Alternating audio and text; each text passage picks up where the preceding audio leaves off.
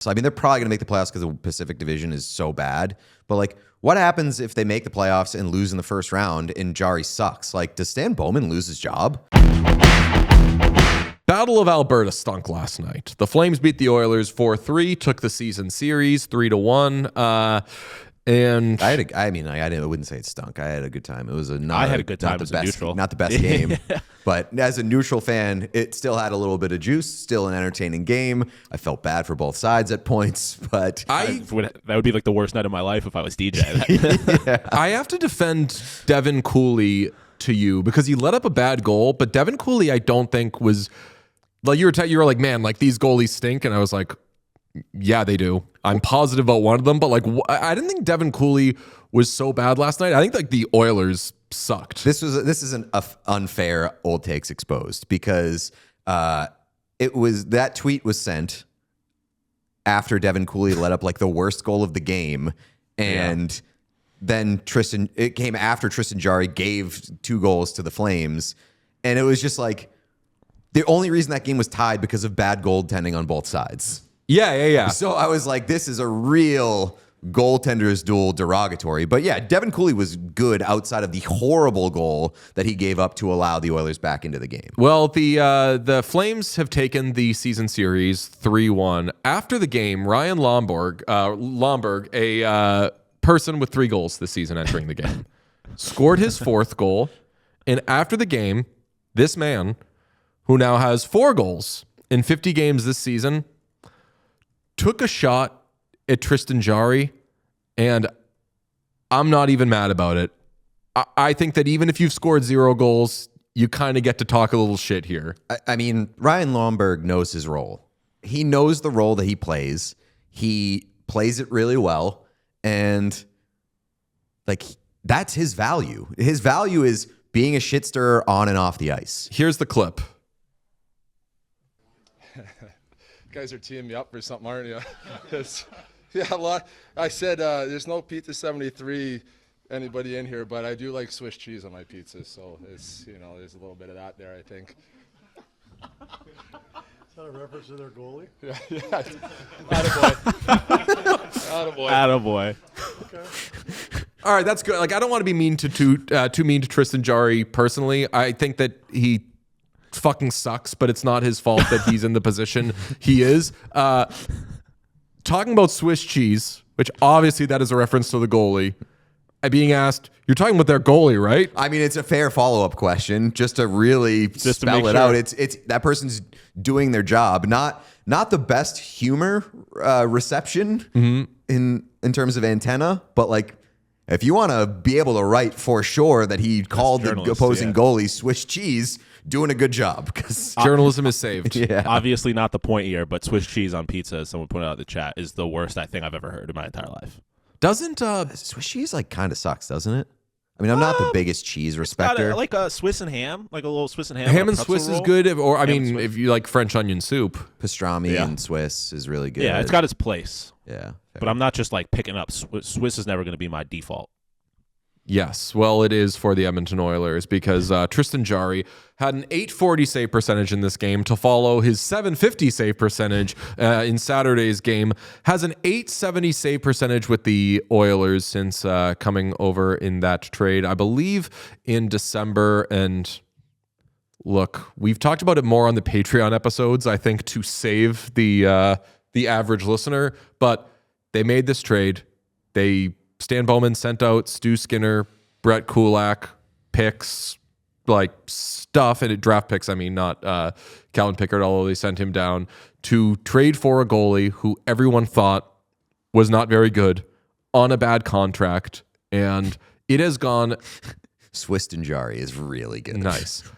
It has gone exactly how I expected it to go, including that he got hurt and missed a little time, because sometimes that happens with Tristan Jarry.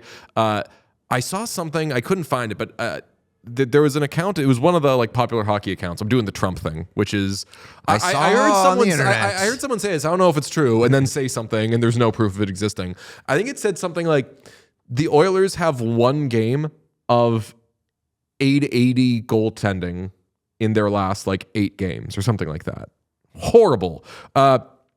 Here's Leon Draisaitl after the game, and like I cut it down, but really hone in on what he says because he hits, I would say, 3 big points. You see that one shakeout, and what do you ultimately think was the difference between you? Oh, Sean, do you have the? I sent. I don't know. We're just giving up too many goals. I don't know. Just can't defend. Penalty kill is not great. But there's many things that are part of it. Yeah, it's just not good enough right now. Tristan just sat here and said that he's got to be better. He's got to keep more pucks out of the net, give you guys a chance to win. I guess, what are your thoughts on that? It goes hand in hand. Like we got to defend better. We got to make it easier on him, and then I'm sure he can be a little bit better too. It's a two-way street, but it starts with us in front of him, and then the game becomes a little bit easier for him. But I think there's saves that our goalies need to make at some point. So this is a really veteran team that's played a lot of important hockey. You're 58 games or whatever you're into this season, and you're still trying to find your defensive game. Can you, have we hit some critical mass here, do you think, coming into the spring? I mean, yeah, absolutely. Like we're,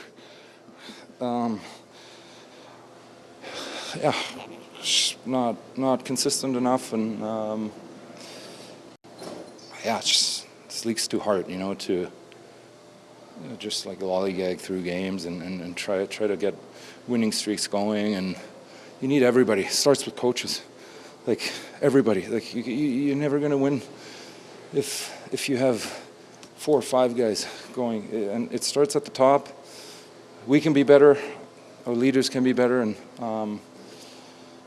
we'll take the break and regroup. Do you think that stems from the fact that you guys have had so much success over the last couple of years that maybe? No, we're a different team. We're not the same team. Like, we're not as good right now.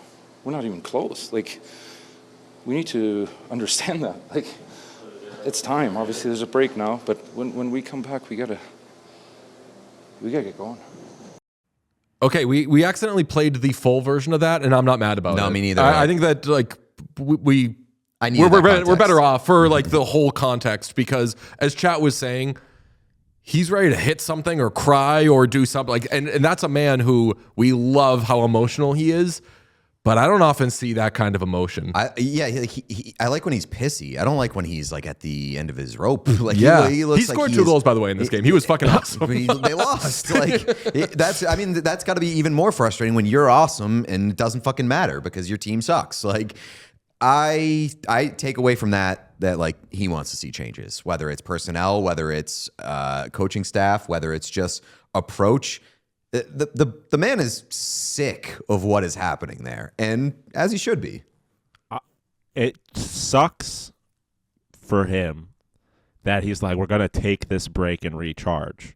But what that means for Leon Draisaitl in particular is he's going to go to a team that is like only half full of NHL players, play his best friend on a team that is significantly better than the team that they play on together, and get his ass kicked. Like he's not going to have a good hockey time at the Olympics, presumably. I'm pro Team Germany, but that's not going to be a good tournament for that German team. So his recharge is going to be playing worse hockey against better teams. But he is he's the flag bearer. Flag bearer for Team Germany. Yeah. And that's like, not to say that like the torch carrier isn't a big thing, but like flag bearer, quite frankly, is what I thought the torchbearer thing was. So when Connor Story and Hudson Williams were chosen to do that, I was like, that's what I'm fucking talking about. And you were like, a lot of people do that. Leon Draisaitl is actually carrying the flag for Germany. Him and one other Olympian, they're like, you represent us. So that rules. But I didn't think about that like, maybe he's just sad that he has to go play in the Olympics. I don't think that's it. I don't think he's sad about it, but like that, the actual hockey experience for Leon Draisaitl is going to be probably pretty similar, at least, to what the experience has been with the Oilers recently, which is it's not going to be a team full of guys that are playing at a high level, and he's going to get his ass kicked, and this time probably by Connor McDavid. Like, it's going to be a nice recharge for Connor McDavid. He's going to be playing with a good team and playing good hockey. I don't know if that's the case for Leon. Yeah, but the expectations for Team Canada are a lot different than they are for the Edmonton Oilers. For sure. But I don't think that matters for Leon. Maybe, maybe not. I think that Leon knows what is expected of the team in Edmonton, and especially after the last few years, their standard has been set. I agree. Somebody in chat said, I'm really impressed by Leon's comments there. I'm also really impressed by Leon's comments there because he chose his words very carefully, and you could tell that like he wanted to react a little bit more, I guess, like off the cuff, but he chose his words very carefully while also sending a very strong message. And it wasn't the Ryan O'Reilly, like, I fucking suck, everything sucks, the vibes are horrible. I think we all know the vibes are not very good in Edmonton. We don't need to be told that, but it's the sending a message to both everybody in the room, everybody in the front office, and all the fans, while not really saying anything that kind of damns your team. Yeah, and there's three things that I want to hit on from there. We're just giving up too many goals, / I think there's saves that our goalies need to make at some point. I have a sticker on here that says annul the trade. That doesn't have shit to do with the New York Rangers or LA Kings. I am talking about a trade that I think definitely cannot be annulled because trade backs, A, can't happen in the first place, and B, everyone's been on their new teams for a while. I hate to think, although I expected it, they would make this big trade, and in a couple of months, everyone's going, God fucking damn, like, what are the Oilers going to do about their goaltending? This situation is worse than it was the beginning of the season because there was a move that could be made at some point. They've now fired that bullet, and you have a bad goaltending tandem. It's two different people, but financially, it's a worse situation, and you've drained assets to make it happen. Yeah, there's two reasons why it's way worse. Is because they've made a move and it's not gotten better, and number two, it's much louder. And maybe that ties into number one. But you have players and coaches actively calling out the goaltender, which rarely happened with Stu. They didn't do that with Good point. They were point. tender with Stu, and maybe that's because they just liked him more, knew him more, had more of experience with him. Maybe they just like knew how like Stu's a sensitive guy. They were protecting Stu, but also Jarry is calling out the defense on that team, and I don't think Stu did that. Like, there's just so much more noise and mess with Jarry there, and like you said, you've used your bullet. You've tried to address the goaltending situation, and this is the situation that you found yourself in. That's not good. And if you don't like the defense, and like the defense has been bad, but if you don't like the defense, maybe you could use Brett Kulak. Dare I say it? You know who the like number one defenseman on the Toronto Maple Leafs is, and I'm not kidding. Who? Troy Stecher. Like I think he like leads them in time on ice. Like Troy Stecher is, unless I'm trumping this as well, I'm pretty sure like Troy Stecher is the guy in Toronto. Granted, Toronto fucking sucks, and maybe it's because you need Troy Stecher to be a top defenseman for you, but they've given up defensemen to make this happen. So that's gross. What about it starts with coaches? I had some moments earlier in the week with Chris Knobloch where he benches Andrew Mangiapane, where he's finally playing a good game and then he has a bad fuck up that leads to a goal, gets benched. I have these moments every year where I'm like, am I positive that Chris Knobloch's a good coach? And they get to the postseason and Chris Knobloch outcoaches everybody, but part of it is Stu Skinner outplays the other guy, and Chris Knobloch begins a 3-year extension next year. He's already signed. Not our money, so we don't care if they fire him, but damn, like I tweeted something about Knobloch earlier in the week, and John Butchergross responded with a picture of Peter DeBoer. I don't know if that's tongue-in-cheek. I don't know if he knows what he knows, but I'll say Peter DeBoer wouldn't have to worry about fucking up and pissing off the franchise goalie in Edmonton. They don't have one. Is Paul Coffey still there? Yes, but he, I think, is upstairs. I think he's not on the bench anymore.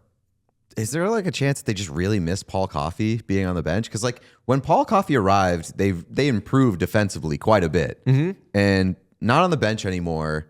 And yeah, like the roster is different, and the team is, I would say, less impressive on paper. Would you agree with that? Yes. In the past couple of years. Wait, defense less impressive on paper? I would say the team, like the team. I'm going to say team defense. Yes, I would. I like on paper. because Wallman wasn't there at the beginning of this season, but Wallman hasn't been there beginning of last season, but he hasn't been there for a lot of this season either. But it's like right around there in that, like, Broberg isn't there. Yeah. Wasn't there last year. Yeah. But I just CC.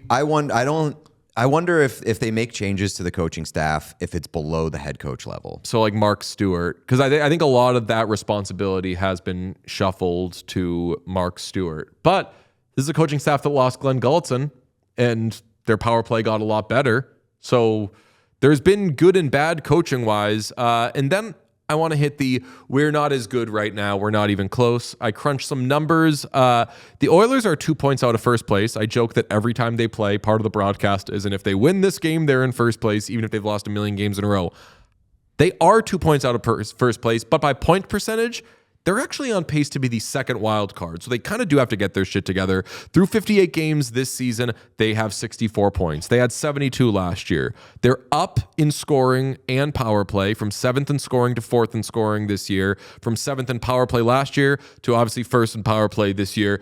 But the big drop off, last year, they were 13th in goals against per game through 58 games. This season, 26th in goals against per game. They've dropped from 13th to 26th. They're allowing 0.39 more goals per game, which if you're new to hockey and you're like, well, that's less than one, like almost half a goal a game on the average is big stuff. The Ducks are the only current playoff team allowing more goals per game than the Oilers.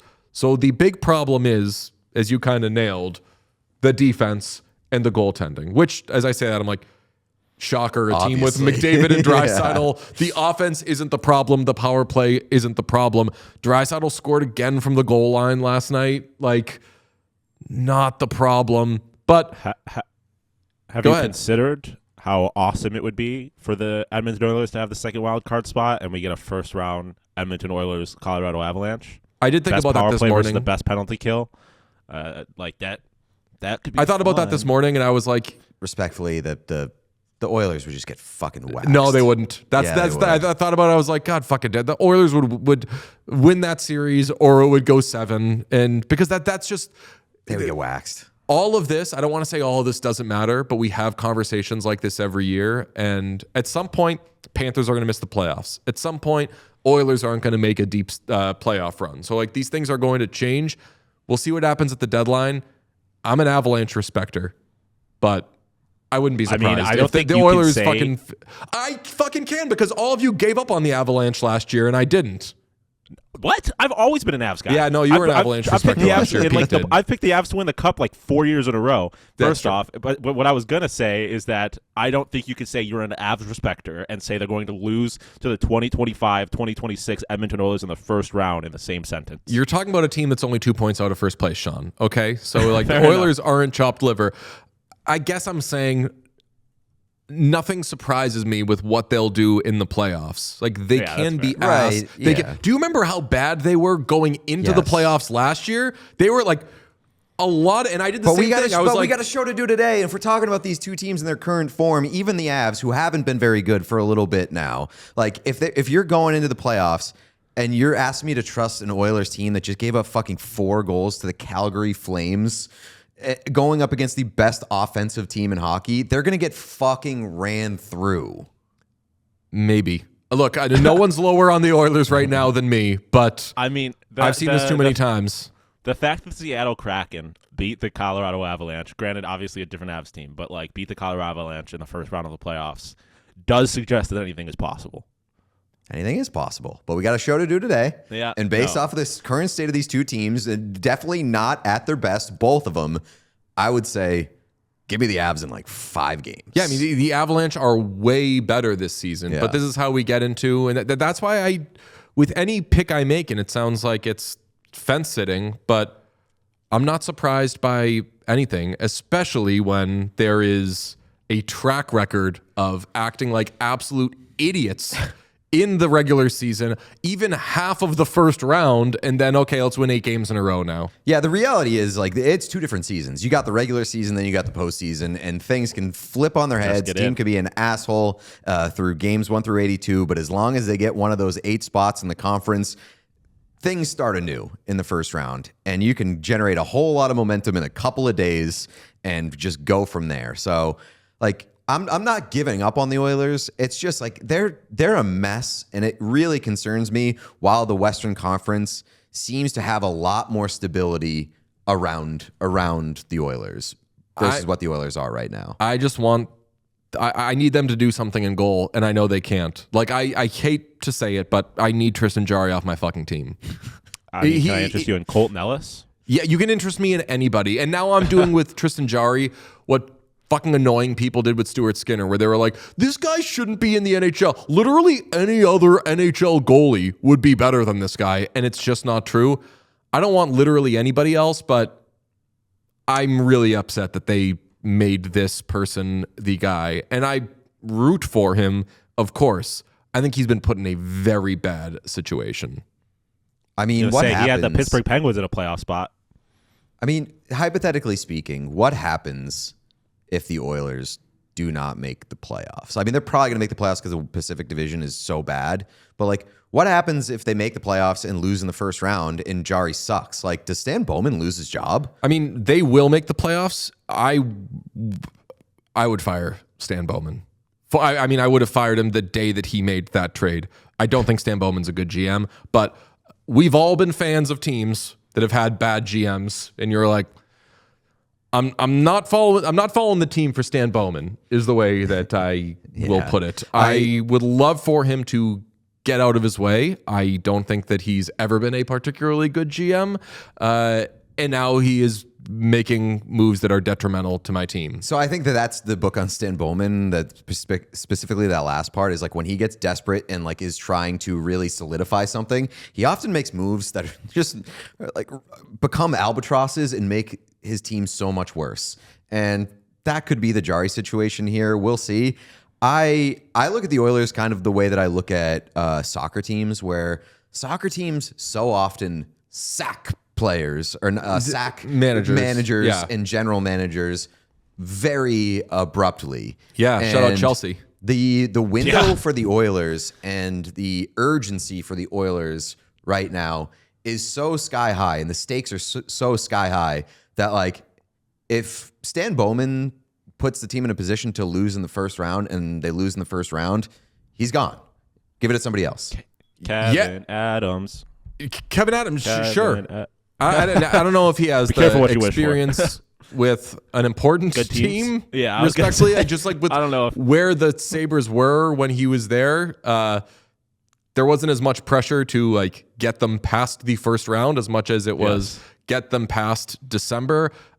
In the case of like Bowman GM situation, I think Tyler Yaremchuk was saying it when they were talking about trading like Calvin Pickard for Tristan Jarry, which was wait until the offseason. The Oilers have a ton of cap space in the summer, and then make the move. And yeah, you have to ride it out this year, and maybe you lose in the first round, and maybe this is your fallow year, but next year is the year that they're positioned to do more stuff, to add more players. So see if there's a Saros trade to be made. I don't think that can happen anymore. But do you even trust Bowman to be that guy to do that shopping? Don't trust him to do. I think the Wallman trade was good. And I think the Wallman contract, even though he's been hurt, that's something that I would have done. I would have traded for that player, and I definitely would have extended that player. So good work there. Other than that, yeah. The Doug Armstrong Podkolzin trade. Going to be so weird. Podkolzin trade was good. Is that Bowman? Yeah. Okay. So he's done a couple of things, but generally, sack the man. He pisses me off. If you enjoyed this video, please subscribe to What Chaos here on YouTube. You will get everything, daily episodes, player interviews, and so much more. It's all here on the What Chaos YouTube. Hit subscribe.